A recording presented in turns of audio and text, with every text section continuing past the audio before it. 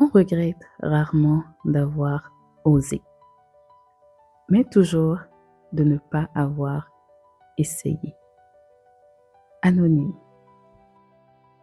tu es sur la bonne fréquence ici sur Parle-moi, impacte-moi. On te réveille en douceur ou en secousse. On te rappelle que tu es capable de faire de grandes choses. Je suis Diane Yolonfin. Je m'assure que chaque épisode te pousse à agir pour tes rêves. Installe-toi ou pas. Dans tous les cas, tu passeras un excellent moment. À tout de suite. Allô, allô. Bienvenue sur cet épisode. Aujourd'hui, je poursuis la conversation avec Asta sur le thème « Quand ta santé te réveille ». Si tu n'as pas suivi la partie 1, vas-y vite, c'était l'épisode précédent. Asta nous a parlé de la narcolepsie et de comment elle arrive à continuer son chemin vers ses rêves malgré cette contrainte de santé. On continue donc sur cette lancée dans cet épisode. Alors Asta, tu nous racontais comment tu as vécu avec la narcolepsie, comment tu as évolué avec. C'est ça. C'est vrai que quand tu connais pas certaines choses, certaines maladies, tu vois, et que tu as cette partie-là de maladie que tu connais pas forcément, tu te poses des questions, tu te dis oh là là, nanani, nanana, mais pourquoi, comment, etc. Et en fait, c'est plus tu avances dans le cursus on va dire, du rétablissement, parce que du coup, on te donne des médicaments, on t'apprend à comment, entre parenthèses, vivre avec.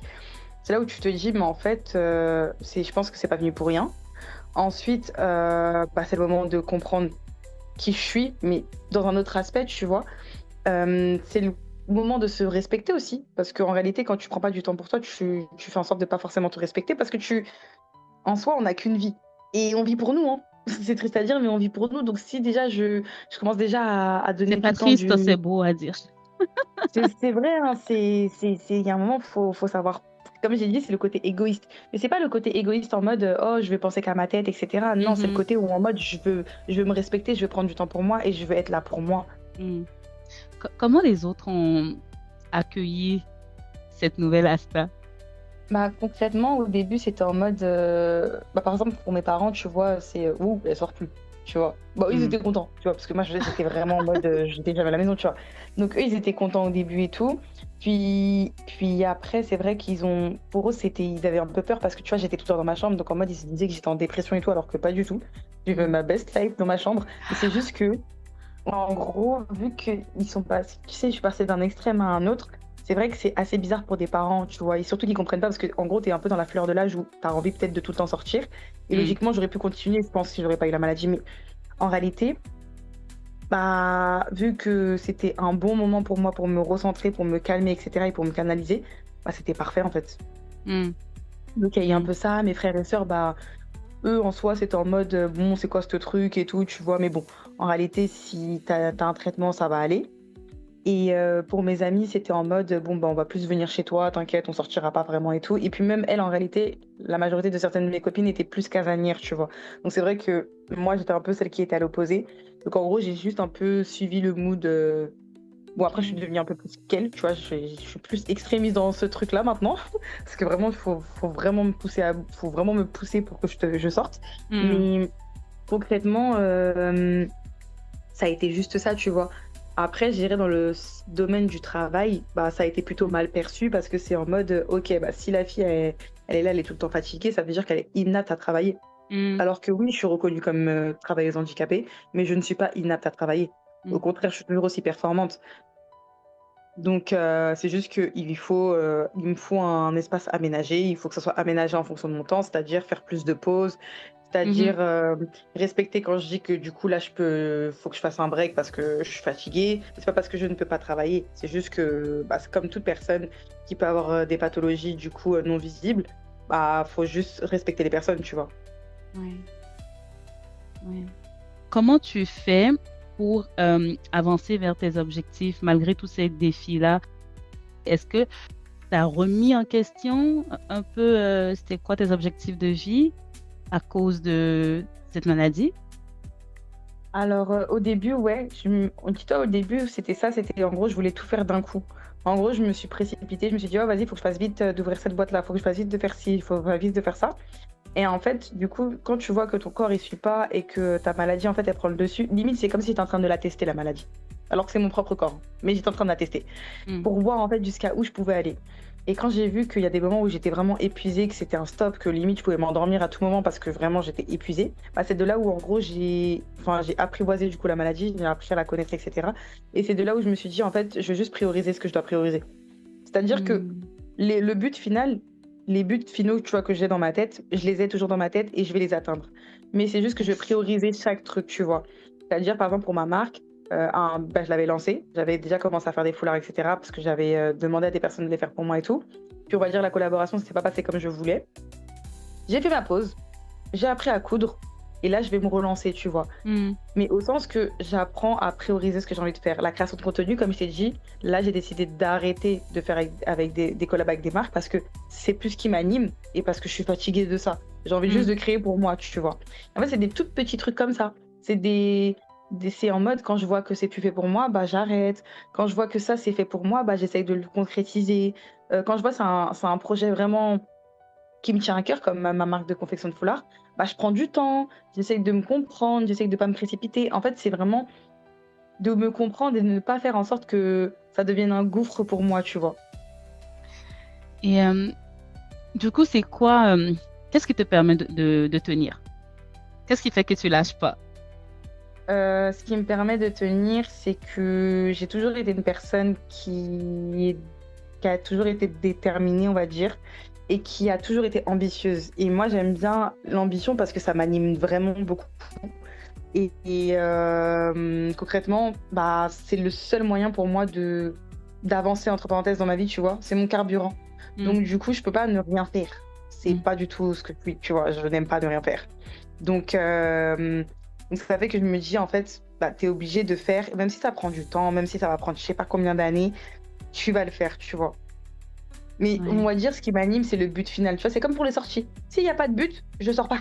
Mhm. Donc, c'est aussi simple que ça. Et bah, c'est la même chose. Tant qu'il y a pas de but, genre si j'ai pas de projet précis, et cetera, je ne sors pas. Enfin, Mhm. je ne vais pas jusqu'au je me prends pas la tête, tu vois? Et c'est aussi le fait que je n'aime pas regretter. J'ai besoin de tester, tu vois?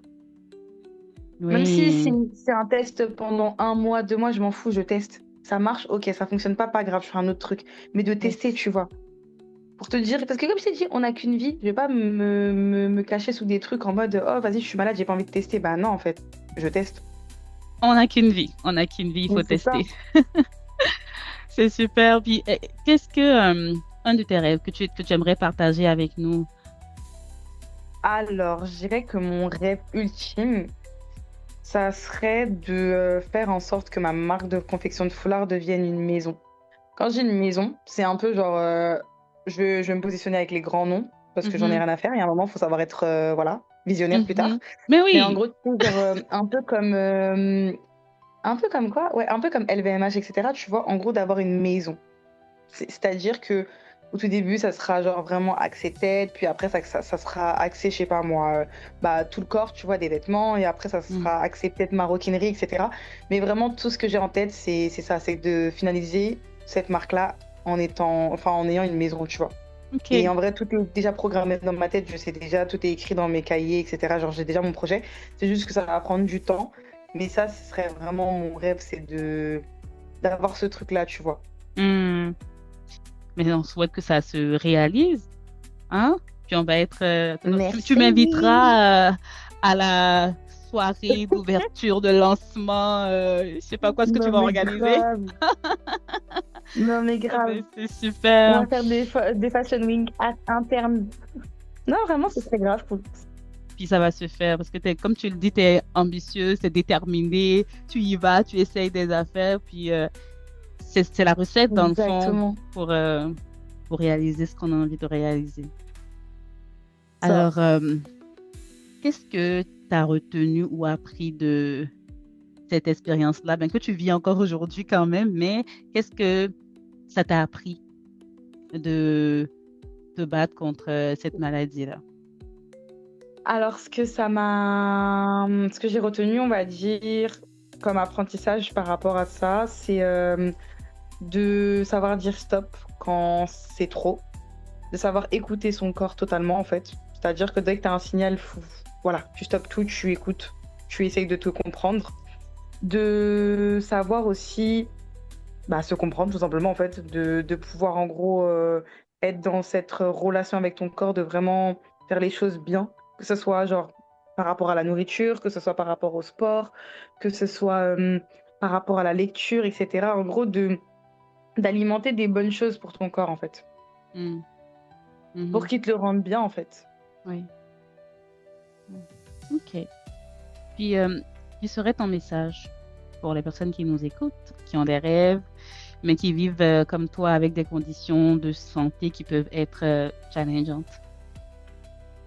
Alors moi, ce que j'aurais comme conseil, c'est vraiment déjà de croire en ses rêves et de faire en sorte qu'ils deviennent une réalité. Quand bien même le rêve, il est vraiment fou, Mm. il y a toujours moyen de faire en sorte qu'il devienne réalité. Et quand bien même le rêve, il va prendre du temps, faut se battre en fait pour le faire en fait. Vraiment de toujours penser au fait qu'il faut pas qu'on ait des regrets. Ça Mhm. sert à rien en soi. Comme j'ai dit, en fait, on n'a qu'une vie, c'est réel. Et il faut oser en fait. C'est Mm. aussi ça, c'est de ce schéma, tu vois, de se dire: «Oh mais non, vu que je suis malade, c'est mort, je peux pas oser et tout», si, en Mm. fait, faut oser. Faut Mm. oser, faut oser pour toi. Faut oser parce que c'est quelque chose peut-être qui est hyper important pour toi et que, si tu le fais pas, tu vas t'en vouloir et tu vas te dire: «Ah ouais, mais peut-être que tu vois, à tel âge, j'aurais dû le faire». Sincèrement, il y a même pas d'âge déjà pour faire quelque chose, concrètement. Regarde, moi, ma maladie, elle a débarqué, j'avais 22 ans, tu vois? Jamais de ma Mm. vie, j'aurais pensé que j'allais avoir que ça, tu vois? Mm. Et en plus, elle est venue au moment où tu es diplômé, où tu commences à vouloir faire tes projets. Donc tu imagines, donc tu te dis: «Oh, ce Oui. truc-là, il me mange au moment où je dois faire ma vie», genre. Mm. Si genre j'étais vraiment butée dans ce délire de: «Oh vas-y, je laisse la maladie prendre le dessus sur moi», concrètement, ouais, à cette heure-ci, j'aurais rien fait. Mm. Parce que j'aurais toujours eu une excuse, tu vois? Ouais. C'est aussi de savoir aussi accepter ce que tu as, le reconnaître, mais en fait, en soi, d'en faire une force parce que si tu l'as, c'est pas forcément pour rien. Et après ça, je pense que c'est un peu l'aspect spirituel qui fait que, je l'ai accepté aussi par la suite, tu vois? Et les choses n'arrivent pas par hasard. Donc ouais, je pense que ce serait ça que je dirais, aux internautes, en gros, sur le Mm. fait de savoir rêver et réaliser, quoi. Rêver et réaliser malgré les défis qui peuvent Exactement. être de toutes sortes. Toi, tu as parlé de ta maladie, mais il y a d'autres défis qu'on peut rencontrer C'est dans la ça. vie. Fait que garder le focus, puis Sur le apprivoiser motif final. C'est ce qui ça. nous arrive. Bah oui, Ok, ben, je voulais prendre le temps de te c'est dire un plaisir. merci parce que Merci à toi. on a eu aussi des défis pour pouvoir faire ce podcast. Mais on l'a fait. On a persévéré, on a été résilient comme Asta. Ouais, c'était le but. Super. Fait que merci beaucoup. Bien sûr, l'histoire d'Asta lui est propre, tout comme la tienne est propre. Tire-en les forces qui peuvent te servir selon ta situation et t'aider à progresser, nonobstant les coups. Ce qui aujourd'hui te donne l'impression d'être la pierre d'achoppement est peut-être en réalité ce qui va t'aider à te propulser et faire que tu deviennes la pierre angulaire. Ne te décourage donc pas. Dompte l'animal qui essaie de t'abattre. Ce jour, cette semaine, que vas-tu transformer en moteur de réussite? Teste, essaye, malgré tout. On regrette rarement d'avoir osé, mais toujours de ne pas avoir essayé. Merci d'être là. Dieu te bénisse. À la prochaine. N'oublie pas de t'abonner et d'activer la cloche.